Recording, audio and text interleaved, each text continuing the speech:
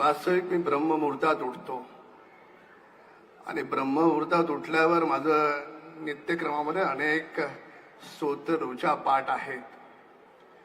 पण मला अजूनपर्यंत परमेश्वराची अनुभूती झालेली नाही. कदाचित वेळ लागेल. एकदा आईन्स्टाईनला विचारलं होतं की जगात परमेश्वर आहे का नाही, आणि आईन्स्टाईनने फार सुंदर उत्तर दिलं. आईन्स्टाईन म्हणाला, जगातला सगळ्यात मोठा शास्त्रज्ञ, जगात देव आहे का नाही मला माहित नाही, पण मी जोपर्यंत शोध घेण्याचा प्रयत्न करत नाही तोपर्यंत देवाला नाही म्हणण्याचं सुद्धा धाडस करणार नाही. आपण मला विचाराल की हे नेमकं आज सांगण्याचं कारण काय? मोहम्मद रफीचं एक सुंदर गाणं आहे, शोधसी रावळी वा मंदरी, शोध घेता अंतरीच पंढरी. हे काही गाणं असेल ते. माणसातला देव जर मला कुठे पाहायला मिळाला असेल तर या महाराष्ट्राच्या पाठीवर या स्टेजच्या मध्यभागी जे बसलेत ते आदरणीय देवेंद्र फडणवीस साहेब हे माणसातला देव आहे. आपल्या घाटकोपरला त्यांनी राजावाडी हॉस्पिटल दिलं. महाराष्ट्रातलं सगळ्यात मोठं हॉस्पिटल देत आहेत.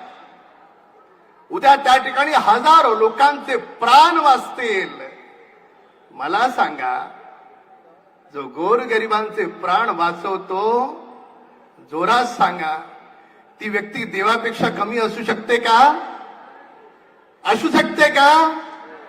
अरे नवऱ्याला उद्या महागाईच्या काळात पैसे कमी पडत असतील तर लहान कच्च्या बच्चांसाठी जो दर महिन्याला बहिणीच्या अकाउंट मध्ये पैसे टाकतो ते देवाभाऊ देवापेक्षा कमी आहेत का?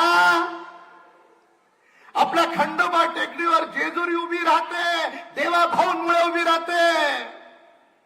आपल्या एलबीएस रोडला बीकेसी पर्यंत ब्रिजचं काम या महिन्यात चालू होत आहे. आपले घाटकोपरचे भाव वाढतील. मला सांगा, आपल्यासाठी देवाभाऊ देवापेक्षा कमी आहेत का? तुम्हाला एक प्रसंग सांगतो. कोविडच्या काळात अनेक जण आजारी पडले. प्रकाशभाई, तुम्ही, किरीटभाई, आपण सगळेजण बॅटिंग करत होतो त्यावेळेस. पण जेव्हा देवाभाऊंना कोविड झाला तेव्हा ते ब्रिज कॅन्डी मध्ये ऍडमिट नाही झाले, तेव्हा ते हिंदुजामध्ये ऍडमिट नाही झाले, तेव्हा स्वतः त्यांनी बंगला ट्रीटमेंट करून नाही घेतली.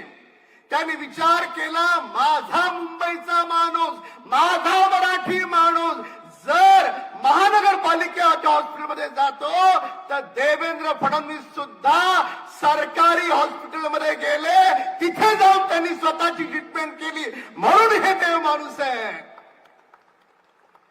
आणि म्हणून देवाभाऊंना पूर्ण महाराष्ट्रानं देवाभाऊ म्हणून स्वीकारलं. 20-20 तास काम करणारी व्यक्ती आणि एवढ्या उंचीवर असून सुद्धा अत्यंत विनम्र, प्रत्येक कार्यकर्त्याचा सन्मान करणारी व्यक्ती. देवाभाऊ घाटकोपरला अण्णाभाऊ साठे स्मारक उभा राहतंय. माझी याही आधी आपली चर्चा झाली. देवाभाऊनी कधीच कुणाला त्रास देऊन विकास केला नाही. देवाभाऊंचं तत्व आहे, विकास कशाला म्हणायचं तर एकालाही त्रास न देता जो होतो, ज्याचा सगळ्यांना आनंद होतो, सगळ्यांची प्रगती होते, त्याला विकास म्हणायचं. जगातलं सगळ्यात सुंदर आदर्श अण्णाभाऊ साठे स्मारक घाटकोपरला उभं राहतंय. पण घाटकोपरला उभं राहताना तिथल्या माझ्या स्थानिकांची मागणी आहे, त्यांना आपण घाटकोपरमध्ये घर देतोय. पण शेवटी माझ्या घाटकोपरचे आहे, तुमचं माझ्यावर विशेष प्रेम आहे. आमची मागणी आहे, देवाभाऊ थोडी आजूबाजूला अजून जागा घेऊ, पण अण्णाभाऊ साठे स्मारकाचे तिथे राहतात त्या लोकांना त्याच ठिकाणी पण सुंदर घर देऊ. आणि देवाभाऊ ही आपली मागणी पूर्ण करतील, मला पूर्ण विश्वास आहे. जाता आता एकच सांगतो, हे दोन भाऊ मराठी बोलतायत. कसलं मराठी? 2009ला आबू आदमीला मीच ठोकला होता, विसरला का काय?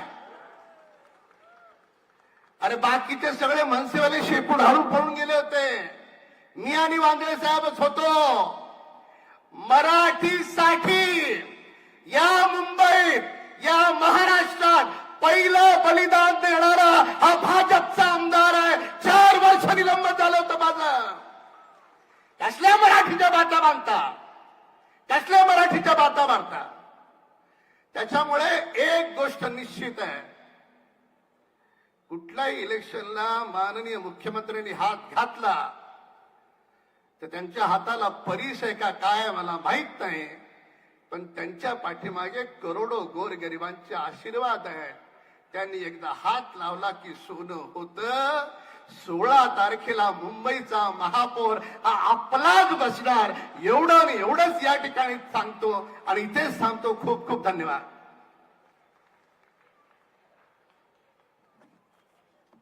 मी महाराष्ट्राचे आपले लाडके मुख्यमंत्री देवाभाऊ एकदा जोर